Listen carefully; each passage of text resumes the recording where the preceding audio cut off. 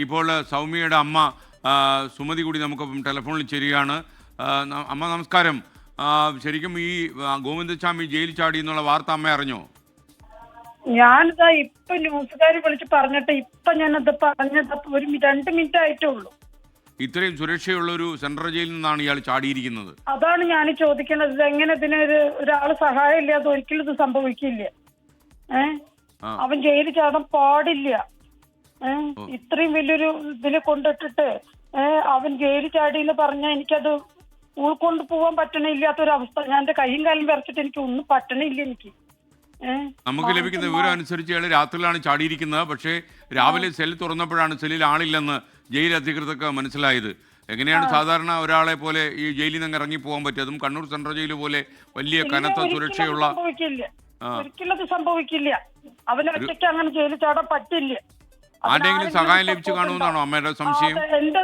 എന്റെ പരിപൂർണ്ണ ഉറപ്പ് അത് തന്നെയാണ്. ആരുടെങ്കിലും സഹായം ഇല്ലാതെ അവൻ ജയിലിൽ ചാടില്ല, ഉറപ്പാണത്. അമ്മ പേടിക്കേണ്ട കാര്യമൊന്നുമില്ല. അമ്മയുടെ കൈയും കാലും ഇറക്കേണ്ട കാര്യമില്ല. കാരണം ഇവനെ അന്വേഷിച്ച് റേഞ്ച് ഐജിമാരൊക്കെ ഇറങ്ങിയിട്ടുണ്ട്. എത്രയും പെട്ടെന്ന് ഇയാളെ കണ്ടുപിടിക്കാൻ കഴിയുമെന്നാണ് നമ്മുടെ വിശ്വാസം. രാത്രി ഇപ്പന്റെ തലയിലൊരു പാത്രം വെള്ളം ഒഴിക്കുമ്പോൾ കൂടി ഞാൻ അവന്റെ മനസ്സിൽ വിചാരിച്ചതാണ് അവന്റെ മരണമാണ് എന്റെ ജീവിതത്തിൽ. ഇപ്പൊ കുളി കഴിഞ്ഞാൽ ഉയർന്നിട്ട് നിൽക്കുക. മനസ്സിലായി. അങ്ങനെ വിചാരിച്ചിട്ടിരിക്കുക ഞാൻ. അപ്പൊ ഇങ്ങനെ ജയിലിൽ ചാടിയെന്ന് പറഞ്ഞെങ്കിൽ അതിന് സപ്പോർട്ട് ഒരാളില്ലാതെ ഒരിക്കലും അവൻ ചാടില്ല. എങ്ങനെയെങ്കിലും അവരത് കണ്ടെത്തണം. ഒന്നും പറയാൻ പറ്റുന്നില്ല. ഇയാളുടെ വധശിക്ഷ സുപ്രീം കോടതി റദ്ദാക്കിയതിനു ശേഷം കണ്ണൂർ സെൻട്രൽ ജയിലിലാണല്ലോ ഇയാള്. അപ്പൊ ഇന്നലെയൊക്കെ അയാൾ ജയിലിലുണ്ടായിരുന്നു. പിന്നീട് ഇന്ന് രാവിലെ ചെന്ന് നോക്കിയപ്പോൾ കണ്ടില്ലെന്നാണ് പറയുന്നത്. പിന്നീടാണ് ജയിൽ ചാടിയതായിട്ട് ജയിൽ അധികൃതർ സ്ഥിരീകരിച്ച വാർത്ത പുറത്തേക്ക് വന്നതും നമ്മുടെ വാർത്താ ചാനലുകളൊക്കെ തന്നെ ആ വാർത്ത പുറത്തേക്ക് വിട്ടതും. എന്താ പറയണ്ടെന്ന് മാനസികമായി നമ്മൾ തളർന്നു പോയി ഇത് കേട്ടിട്ട്. അമ്മയുടെ ആരാ വിവരം വിളിച്ചു പറഞ്ഞത്?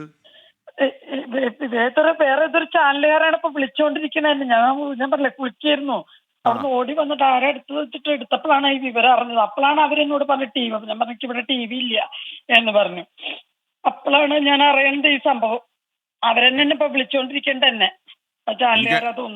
എനിക്കറിയാം. അമ്മയുടെ ജീവിതത്തിൽ തന്നെ ഏറ്റവും വലിയ കാര്യമാണ് ഇവന് കനത്ത ശിക്ഷ വാങ്ങിച്ചു കൊടുക്കുക എന്നുള്ളത്. അപ്പൊ അതിനിടയിലാണ് ഓർക്കാപ്പുറത്ത് ഇവൻ ജയിൽ ചാടി എന്നുള്ള വാർത്ത കൂടി വരുന്നത്.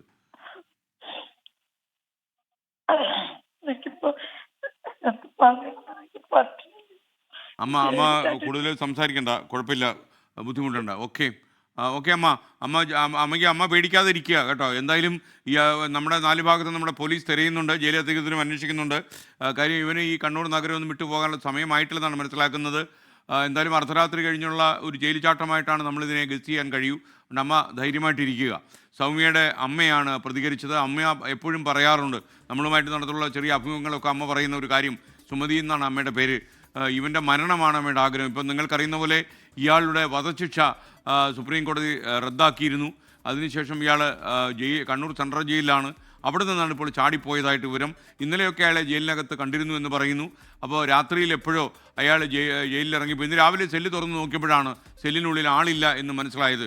എന്തായാലും DGP ജാഗ്രതാ നിർദ്ദേശം നൽകിയെന്നുള്ള വാർത്ത വരുന്നുണ്ട്. ഈ റേഞ്ച് IGമാർ ഇപ്പോൾ തെരച്ചിൽ നടത്തുകയാണ്. കാർഡ് അടച്ച് അവർ പരിശോധിക്കുകയാണ്. കാര്യം ഗോവിന്ദസ്വാമിയെ പിടികൂടുക എന്നുള്ളത് ഏറ്റവും വലിയ പ്രശ്നമായി കേരള പോലീസിന് മാറിക്കഴിഞ്ഞു. ആരുടെ കൈപ്പിഴ കൊണ്ടാണ് ഇയാൾ ജയിലിൽ ചാടി പോയത് എന്നറിയില്ല. ഒരു ജാഗ്രതാ നിർദ്ദേശം DGP തന്നെ കൊടുത്തിരിക്കുകയാണ്. ഇയാളിപ്പോൾ കണ്ണൂർ സെൻട്രൽ ജയിലിൽ ജീവപര്യന്തം തടവ് ശിക്ഷ അനുഭവിച്ചു വരികയാണ്.